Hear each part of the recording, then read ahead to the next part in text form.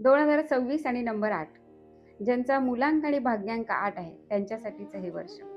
खरं तर शनी आणि रवी एकत्र आहेत, म्हणजे एकमेकांचे शत्रू आहेत, पण काही घाबरायचं कारण नाही.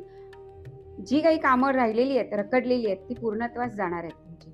आणि आतापर्यंत आप्तेष्टांना किंवा इतरांना किंवा मित्रमैत्रिणींना न समजलेलं तुमचं प्रयत्नशील व्यक्तिमत्व हे सगळ्यांना दिसून येणार आहे.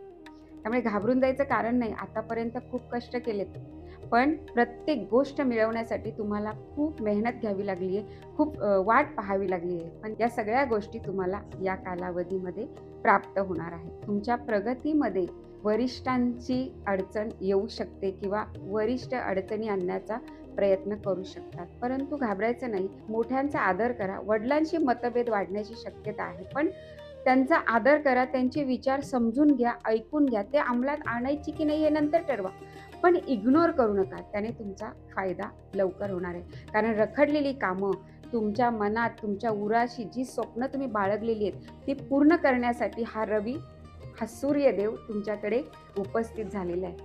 त्यामुळे इतरांचा आणि मोठ्या व्यक्तींचा आदर करायला विसरू नका. तुम्हाला ब्रेसलेट परिधान करायचे, त्याचं नाव आहे लॅपिस लाजुली. सुंदर असं निळसर कलरचं हे ब्रेसलेट आहे, तर ते तुम्ही परिधान करा. महादेवांची उपासना.